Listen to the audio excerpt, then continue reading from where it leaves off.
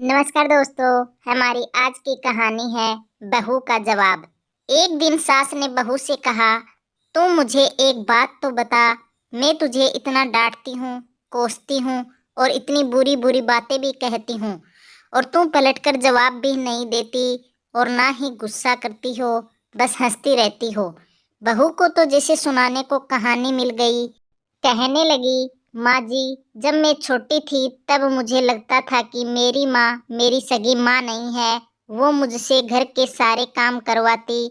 अगर कोई काम गलत हो जाता था तो मुझे डांट पड़ती थी और कभी कभी मार भी पड़ती थी। लेकिन माँ थी वो मेरी, मुझे उनसे डर लगता था।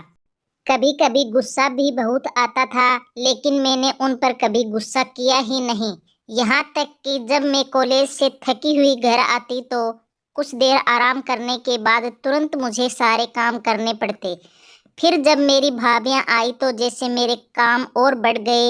होना तो ये चाहिए था कि बहू आई तो सारी जिम्मेदारी उन पर डाल दी जाए, लेकिन मेरी माँ ने फिर भी मुझसे ही सारा काम करवाया। कभी कभी भाभीियों के काम भी मुझसे ही करवाती और माँ कहती कि कर दिया करो, कुछ नहीं होगा, तुम्हें ही आसानी होगी जब तुम अपने ससुराल जाओगी। मुझे बहुत गुस्सा आता कि माँ भाभीियों के काम भी मुझसे ही करवाती है और उन्हें डांटती भी नहीं। फिर मेरी शादी को 2 दिन पहले मेरी माँ ने मुझे अपने पास बैठाया और कहने लगी, बेटा, आज तक समझना कि मैं तेरी सास थी। मैंने तुझे सारी बातें सिखा दी हैं और तुझे समझा दिया है। सास ऐसी भी होती हैं, लेकिन अब तेरी शादी हो रही है तो आज से मैं तेरी माँ हूँ। बेटा, जब तुम्हारी सास तुम्हें कुछ कहे तो समझना कि जैसे मैं डांट रही हूँ।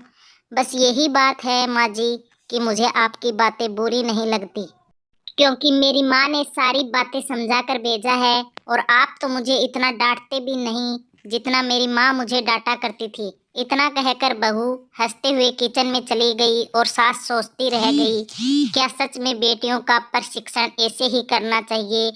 तो दोस्तों, हमारी आज की कहानी कैसी लगी कमेंट बॉक्स में कमेंट करके ज़रूर बताइए।